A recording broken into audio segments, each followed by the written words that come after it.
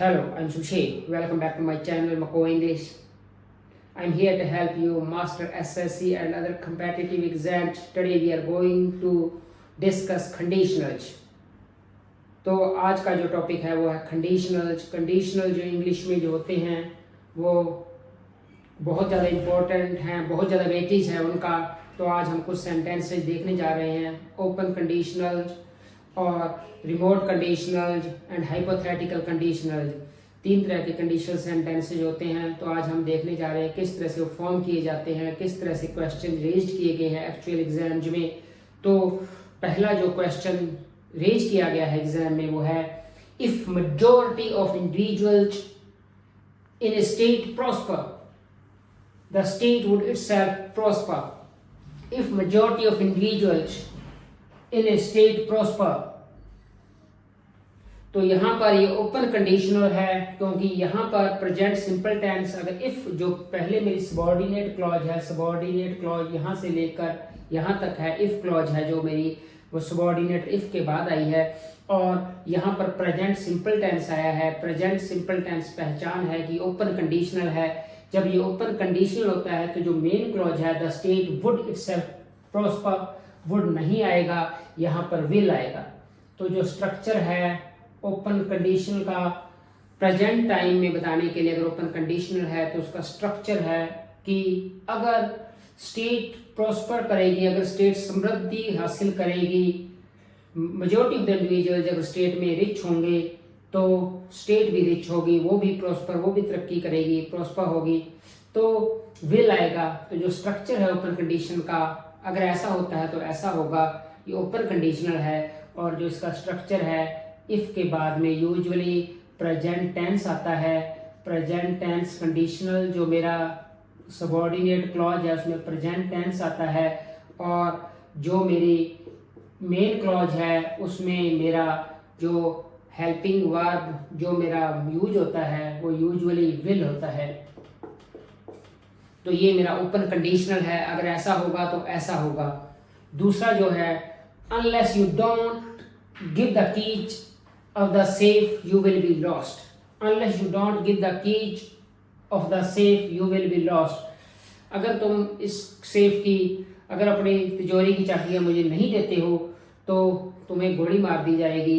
जो अनलेस है ये अपने आप में नेगेटिव है. इफ नोट का सेंस देता है तो इसके बाद में नोट नहीं आता है. Unless you give the keys, ये भी मेरा प्रेजेंट टेंस है, गिव प्रेजेंट सिंपल टेंस है.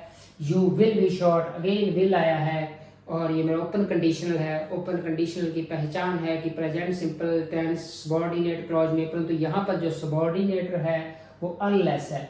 Unless you give the keys of the safe you will be short. Again ये ओपन कंडीशनल है.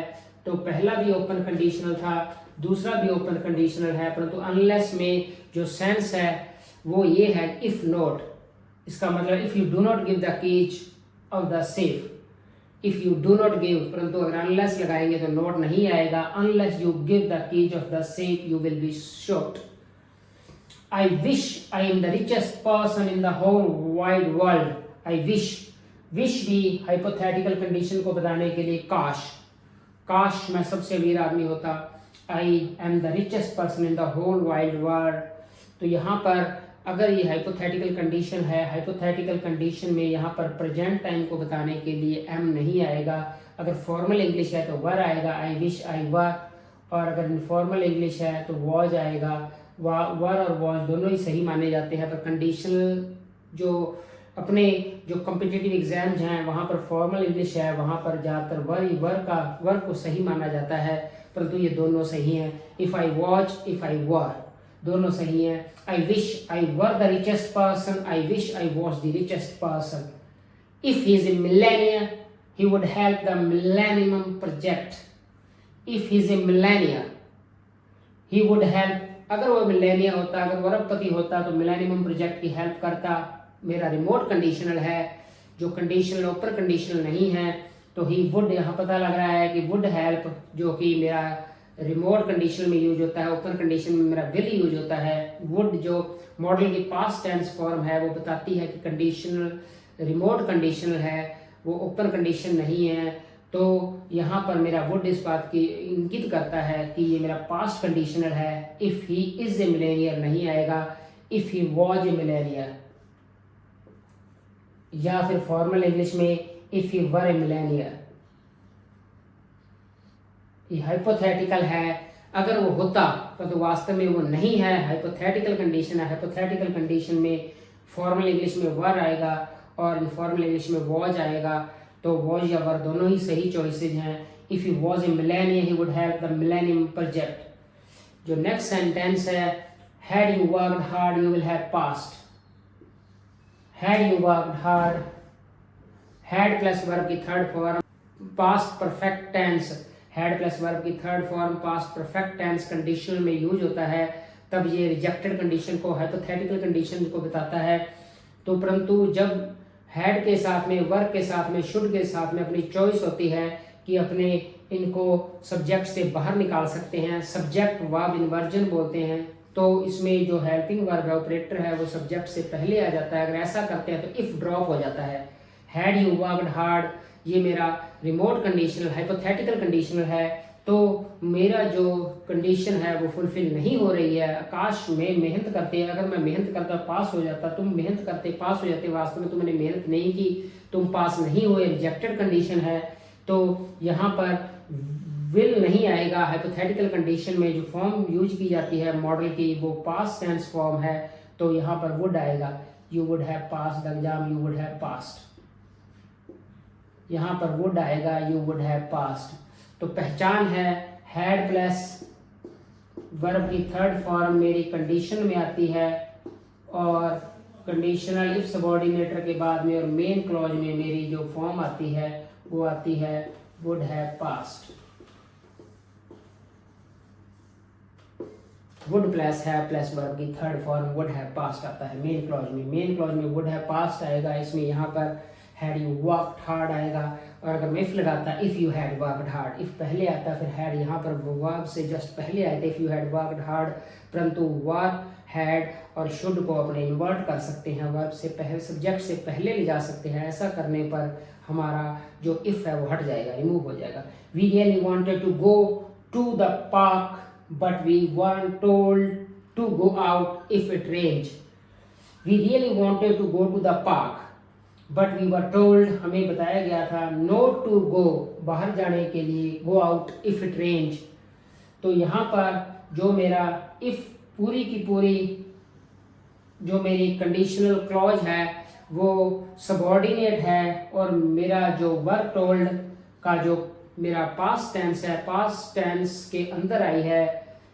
और अगर ये सबऑर्डिनेट पास्ट टेंस के अंदर आती है तो टोल्ड का जो कॉम्प्लीमेंट है वो मेरा क्लॉज है, इंडिशनल क्लॉज है, no to go out if it rains, क्योंकि ये पास्ट सिंपल टेंस है तो मेरा रेंज भी बैक शिफ्ट होगा। अगर चाहे वो कोई भी कंडीशन हो, चाहे ओपन कंडीशन हो, चाहे क्लोज्ड कंडीशन हो, परंतु अगर ये पास्ट टेंस के बाद में आता है तो वर्ब की टेंस भी पास्ट आती है, क्योंकि ये रूल है इंग्लिश का कि टेंस जो मेन वर्ब है, मेन क्लॉज की वर्ब है, उससे डिसाइड होता है। और अगर उसकी फॉर्म पास्ट टेंस है तो इसकी भी पास्ट टेंस होगी। इफ इट रेन्ड आएगा, यहाँ पर रेंज नहीं आ सकता, रेन्ड आएगा। तो इस रूल को इंग्लिश में जब मेन क्लॉज के अनुरूप सबऑर्डिनेट क्लॉज की वर्ब को जब हम चेंज करते हैं तो इस कंसेप्ट को बैक शिफ्ट बोला जाता है। ये मॉडली रिमोट नहीं है, ये बैक शिफ्ट फॉर्म है। बैक शिफ्ट जो मेरा कंसेप्ट है वो मेन क्लॉज के अकॉर्डिंग जो सबऑर्डिनेट क्लॉज की वर्ब है वो चेंज हो जाती है, तो ये कंसेप्ट है जो बैक शिफ्ट का कंसेप्ट है। If I will play my best I can win any day against anybody. If I will play my best, जैसा कि हम ऊपर देख चुके, ओपन कंडीशन है I can win, क्योंकि मॉडल की मेरी प्रेजेंट फॉर्म यूज हुई है can win, तो ओपन कंडीशन है। जब ओपन कंडीशन यूज होती है, कंडीशनल जो मेरी क्लॉज है, सबऑर्डिनेट क्लॉज है, यहाँ पर विल नहीं आता है, मॉडल वर्ब यूजुअली नहीं यूज किया जाता है। तो if I play my best, if I play present simple tense आएगा, if I play my best I can win any day against anybody. ये भी मेरा ओपन कंडीशनल है। ओपन कंडीशनल में मेरी जो मेन क्लॉज की वर्ब है वो मॉडल के साथ में मॉडल कैन के साथ में वर्ब की फर्स्ट फॉर्म आई है, और यहाँ पर जो मेरी सबॉर्डिनेट क्लॉज इफ है, यहाँ पर मेरा विल नहीं आएगा, प्रेजेंट सिंपल टेंस आएगा। Long life is good if one be happy and has friends. Long life is good if one be happy, तो वन बी हैप्पी ये प्रेजेंट सब्जेक्टिव है। सब्जेक्टिव फॉर्म बहुत ही रेयरली यूज की जाती है if clause के साथ में। इफ कंडीशन में जो मेरी बी है वो बहुत ही रेयरली यूज की जाती है, लीगल इंग्लिश में यूज की जाती है, और इसका जो यूज है ये आर्खाइक मानी जाती है, ओल्ड पैटर्न है। लीगल या क्वाजी लीगल कंटेक्स्ट में इसे यूज किया जाता है, परंतु यहाँ पर जब एंड कोऑर्डिनेटर मैंने यूज किया है उसके बाद में जो मेरी वर्ब हैज है ये प्रेजेंट सिंपल टेंस की वर्ब है, हैज फ्रेंड्स, तो जो एंड से पहले वाली वर्ब होगी वो भी मेरी प्रेजेंट सिंपल टेंस में होगी इफ वन इज हैप्पी, क्योंकि कोऑर्डिनेशन हमेशा इक्वल पार्ट्स का होता है। अगर प्रेजेंट वर्ब फ्रेज का कोऑर्डिनेशन है तो मेरा टेंस्ड वर्ब होगी दोनों ही, या फिर दोनों ही नॉन टेंस्ड वर्ब होंगी, जेरेंड पार्टिसिपल होंगी, पास्ट पार्टिसिपल होंगी, टू इन्फिनिटिवल होंगी, इक्वल पार्ट कोऑर्डिनेट होते हैं। If one is happy and has friends is आएगा यहाँ पर, तो ये मेरा ओपन कंडीशनल है। लॉन्ग लाइफ इज गुड, तो यहाँ पर ये जो मेरी मेन क्लॉज है वो भी प्रेजेंट सिंपल में आई है, तो जरूरी नहीं है ओपन कंडीशनल में हमेशा मॉडल का ही यूज किया जाए। ज़्यादातर मॉडल की विल या प्रेजेंट फॉर्म मॉडल की यूज होती है, परंतु प्रेजेंट टेंस वर्ब भी यूज की जा सकती है ओपन कंडीशनल में, जो कि यहाँ पर यूज हुई है। तो ये जो मेरा सही सीक्वेंस है वो है if one is happy and has friends. I will try to be on time but don't worry when I am late. I will try to be on time but don't worry when I am late। मैं समय पर आने की कोशिश करूंगा, but don't worry को चिंता मत करना, when I am late यहाँ पर if आना चाहिए। अगर मैं लेट हूँ तो चिंता मत करना, when नहीं आएगा। when जो टाइम को बताने के लिए मेरे वो सबॉर्डिनेटर है, टाइम को बताता है, परंतु यहाँ पर टाइम की बात नहीं हो रही, कंडीशन की बात हो रही है। अगर मैं लेट हो जाऊँ चिंता मत करना, तो इफ़ आएगा यहाँ पर, तो यहाँ पर जो वैन का रिप्लेसमेंट इफ़ से होगा। परंतु यहाँ पर भी आप देख सकते हैं don't worry I am late, दोनों ही प्रेजेंट सिंपल टेंस, ये प्रेजेंट सिंपल टेंस है और ये मेरा इम्पेरेटिव सेंटेंस है। डोंट वरी इम्पेरेटिव क्लॉज है, तो इम्पेरेटिव क्लॉज मेन क्लॉज है, और ये जो मेरी इफ़ क्लॉज है ये इसके बाद में मेरा प्रेजेंट सिंपल टेंस यूज है जो कि आता है। तो इस तरह के कंडीशनल जो कि ओपन कंडीशनल होते हैं, ये भी एक ओपन कंडीशनल है। ओपन कंडीशनल में मेरी इफ़ क्लॉज में प्रेजेंट सिंपल टेंस यूज किया जाता है, और उसके पहले जो देखा आपने मॉडल टेंस या इम्पेरेटिव क्लॉज या बहुत सारी अलग अलग वैरायटीज हमने देखी है कि किस तरह से यूज किए जाते हैं। मेन क्लॉजेज के कौन कौन सी फॉर्म्स हो सकती हैं। यहाँ पर इम्पेरेटिव मेन क्लॉज है और इफ पार्ट है इम्पेरेटिव मेन क्लॉज का। Ankit can not succeed because he labours hard. Ankit can not succeed, Ankit सफल नहीं हो सकता। इम्पॉसिबल है अंकित का सक्सीड होना बिकॉज ही लेबर्स हार्ड, क्योंकि वो बहुत ज़्यादा मेहनत करता है। यहाँ पर बिकॉज नहीं आएगा, क्योंकि यहाँ पर मतलब है यदि वो मेहनत नहीं करता है, तो यहाँ पर जो सही मेरी चॉइस है वो है अनलेस। अनलेस भी एक कंडीशनल है जो मतलब है इफ नॉट का सेंस देती है। If he doesn't labour hard, इसकी जगह पर अनलेस ही लेबर हार्ड आ गया है, तो ये मेरा प्रेजेंट सिंपल टेंस है। कैन नॉट सक्सीड मॉडल की प्रेजेंट टेंस फॉर्म है, अगेन ओपन कंडीशनल है। ओपन कंडीशनल में जो मेरी मेन क्लॉज होती है उसमें यूजुअली मॉडल की प्रेजेंट फॉर्म यूज की जाती है, और जो मेरी इफ कंडीशन होती है उसमें प्रेजेंट सिंपल टेंस या प्रेजेंट टेंसेज का यूज किया जाता है। मॉडल वर्ब का बहुत रेयरली ही यूज किया जाता है, कुछ स्पेशल कंटेक्स्ट में ही मॉडल यूज किए जाते हैं, यूजुअली मॉडल का यूज नहीं होता है। तो इस तरह से हमने देखा कि कंडीशनल सेंटेंसेज जो है किस तरह से एरर्स को रेज किया जाता है एसएससी एग्जाम्स में, और ये बहुत ज़्यादा वेटेज रखते हैं, और ये एक्चुअल क्वेश्चन हैं जो एसएससी एग्जाम में रेज्ड हुए हैं। तो इस तरह के क्वेश्चन को हम ओपन